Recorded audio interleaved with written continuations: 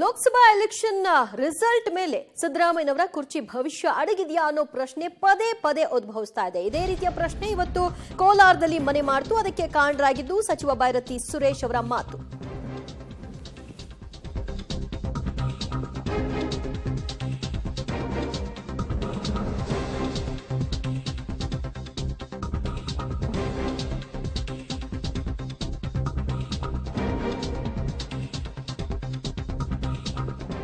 Lok Sabha election result ಮೇಲೆ ಸಿದ್ದು ಅವರ ಕುರ್ಚಿ ಭವಿಷ್ಯ ಅಡಗಿದೆಯಾ ಅನ್ನೋ ಪ್ರಶ್ನೆ. ಕಾಂಗ್ರೆಸ್ಗೆ ಕಡಿಮೆ ಸೀಟ್ ಬಂದ್ರೆ ಸಿದ್ದು ಕುರ್ಚಿ ಅಲುಗಾಡುತ್ತಾ?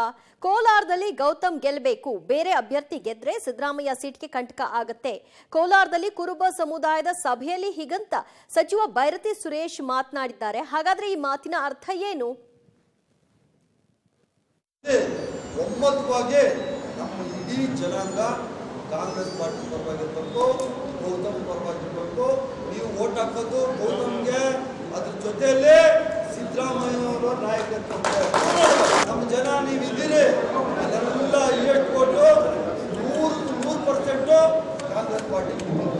ನಿಮ್ಮ ಕಷ್ಟಕ್ಕೆ ನಾನು ಇರ್ತೀನಿ, ಒಂದೊಂದರಿ ಕೈ ಹಿಡೀರಿ. ನಿಮ್ಗಳ ಸಹಕಾರ, ನಿಮ್ಗಳ ಸಹಾಯ ಕಾಂಗ್ರೆಸ್ ಪಕ್ಷದ ಮೇಲೆ ಇರಲಿ, ಸಿದ್ದರಾಮಯ್ಯನವ್ರ ಪರವಾಗಿರಲಿ, ಗೌತಮ್ ಅವ್ರ ಪರವಾಗಿರಲಿ.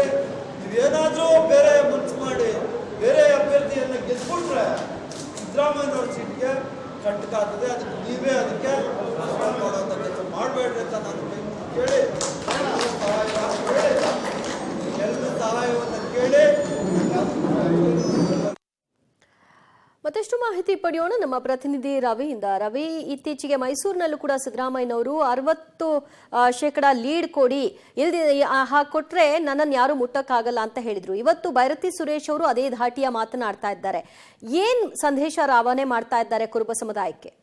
ದಿವ್ಯ ಜೊತೆ ಕಳೆದ ಏನು ಈ ಹಿಂದೆ ಕೂಡ ಸಿಎಂ ಸಿದ್ದರಾಮಯ್ಯನವರು ವರುಣಾ ಕ್ಷೇತ್ರದಲ್ಲಿ ಅತಿ ಹೆಚ್ಚು ಲೀಡ್ ಕೊಟ್ರೆ ನನ್ನ ಸ್ಥಾನ ಭದ್ರವಾಗಿರುತ್ತೆ, ಇಲ್ಲಾಂದ್ರೆ ನನ್ನ ಸ್ಥಾನಕ್ಕೆ ಕಂಟಕ ಆಗುತ್ತೆ ಅನ್ನೋ ಒಂದು ಮಾತುಗಳನ್ನ ಹೇಳುವ ಮೂಲಕ ಲೋಕಸಭಾ ಚುನಾವಣೆ ಮುಗಿದ ಬಳಿಕ ಸಿಎಂ ಸ್ಥಾನ ಬದಲಾವಣೆ ವಿಚಾರವನ್ನ ಬಹಿರಂಗವಾಗಿ ಹೇಳಿಕೆ ನೀಡಿದ್ರು. ಆದ್ರೆ ಇವತ್ತು ಬೈರತಿ ಸುರೇಶ್ ಅವರು ಅಂದ್ರೆ ಕೋಲಾರದ ಕುರುಬ ಸಮುದಾಯದ ಮುಖಂಡರ ಸಭೆಯಲ್ಲಿ ನೇರವಾಗಿ ಕಾಂಗ್ರೆಸ್ ಅವ್ರನ್ನ ಮತ್ತೆ ಸಿದ್ದರಾಮಯ್ಯನವ್ರನ್ನ ಬೆಂಬಲಿಸಬೇಕು, ಅತಿ ಹೆಚ್ಚಾಗಿ ಬೆಂಬಲಿಸಿದಂತ ಸಂದರ್ಭದಲ್ಲಿ ಸಿದ್ದರಾಮಯ್ಯನವರಿಗೆ ಯಾವುದೇ ತೊಂದರೆ ಆಗಲ್ಲ, ನೀವೇನಾದ್ರು ಬೆಂಬಲಿಸಿಲ್ಲ ಅಥವಾ ಸಿದ್ದರಾಮಯ್ಯನವರಿಗೆ ಹೆಚ್ಚು ಸೀಟುಗಳು ಬರೋದಕ್ಕೆ ಆಗಿಲ್ಲ ಅಂದ್ರೆ ಸಿದ್ದರಾಮಯ್ಯನವರ ಸಿಎಂ ಕುರ್ಚಿಗೆ ಕಂಟಕ ಆಗಲಿದೆ ಅನ್ನೋ ಒಂದು ಮಾತುಗಳನ್ನ ಹೇಳುವ ಮೂಲಕ ಲೋಕಸಭಾ ಚುನಾವಣೆ ಬಳಿಕ ಸಿಎಂ ಬದಲಾವಣೆ ವಿಚಾರವನ್ನ ಹೀಗೆ ಏನು ಬ್ಲಾಕ್ ಮೇಲ್ ಮಾಡುವ ಮೂಲಕ ಈ ಒಂದು ವಿಚಾರಗಳನ್ನ ಮುಂದಿಟ್ಕೊಂಡು ಮುಖಂಡರ ಬಳಿ ಮತಯಾಚನೆ ಮಾಡ್ತಾ ಇರ್ತಕ್ಕಂಥದ್ದು ಕಾಂಗ್ರೆಸ್ ನಾಯಕರಲ್ಲಿ ಇತ್ತೀಚೆಗೆ ಕಂಡು ಬರ್ತಾ ಇರ್ತಕ್ಕಂಥದ್ದು. ಅದರಲ್ಲೂ ಸಿಎಂ ಸಿದ್ದರಾಮಯ್ಯ ಬಳಿಕ ಸಚಿವ ಶರಣಬಸಪ್ಪನವರು ಇತ್ತೀಚೆಗೆ ಈ ಒಂದು ಹೇಳಿಕೆಯನ್ನು ಕೊಟ್ಟಿದ್ರು. ಇವತ್ತು ಸುರೇಶ್ ಅವರು ಈ ಹೇಳಿಕೆ ಕೊಡುವ ಮೂಲಕ